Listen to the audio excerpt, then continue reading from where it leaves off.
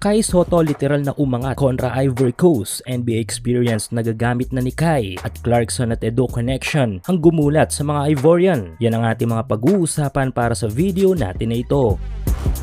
Naging maganda ang unang salang ng ating national team sa kanilang unang tune-up game kontra dito sa malakas at athletic na koponan ng Ivory Coast. Hindi lang tinalo kundi tinambakan pa ng gila sa mga ito sa final score na 85-62. Dito mo makikita ang epekto ng kompleto Ricados na koponan. Malaking bagay kasi dito yung size na dala-dala ng koponan natin na mabubuo this World Cup. Naging maganda ang ipinakita sa laro ng ating do-it-all guard na si Scottie Thompson. Though nito lang nakasama sa ensayo si Thompson nang dahil sa injury ay malaking damage ang naibigay nito sa team ng Ivory Coast. Kumamada si Scottie ng 11 points. Hindi rin nagpahuli ang ating 6-time PBA MVP na si Junmar Fajardo na isa sa mga best performers sa laban na ito na nagtala ng 13 puntos. Props din kay Dwight Ramos na may 7 points, Japet Aguilar na may 6 points at si Renzo Bando na nakakuha pa ng alley-oop dunk sa last at final quarter para makamada ang 5 puntos. Habang ang ating 7'3" young NBA prospect na si Kai Sotto ay hindi lang sa larawan literal na umangat kundi even sa laro. Nagtala si Kai ng 10 points, 4 rebounds at 2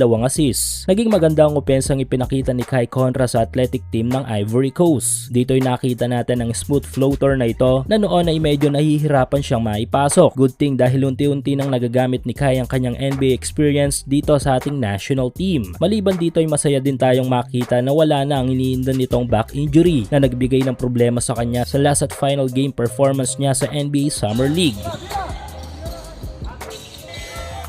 Samantala tila may nabuong tandem sa naging laban na ito ng Gilas kontra Ivory Coast. Ito nga yung hindi nasang Clarkson at Edu tandem na natili ang star power ni Clarkson kontra Ivory Coast kung saan ay kumamada ito ng 13 points. Tulad ng inaasahan ay naging top offensive player si Clarkson ng Gilas. Pero ang maganda nga dito ay hindi na pinasan o binuhat ni Clarkson ang buong team dahil kahit papano ay nag-perform naman ang ating mga locals. Pero ito naging susi naman si Clarkson upang ma-unlock ang ating isa pang young big man sa laro. Ito nga ay si AJ Edu. Ito ang sinasabi nating kahalagahan ni JC sa Gilas. Ang maboost nito ang ating mga Gilas players. Nagtala si AJ Edu sa laro ng 12 points, 7 rebounds at 2 assists. Kung iisipin ay mas mataas pa ang mga figures nito kaysa kay Kai. Naipakita ni AJ na worth it ang paghihintay ng mga Gilas fans sa kanya mula sa injury. Dahil from China Pocket Tournament ay consistent ang magandang performance ng bata natin. Isa sa naging highlights kagabi ng laro ay ang assist na ito ni JC patungo kay Edu na talaga namang nagbigay problema sa mga Ivorian players. Magandang sinyalis ito dahil unti-unti na nating nakikita ang magandang chemistry ng ating Wolves squad patungo sa World Cup.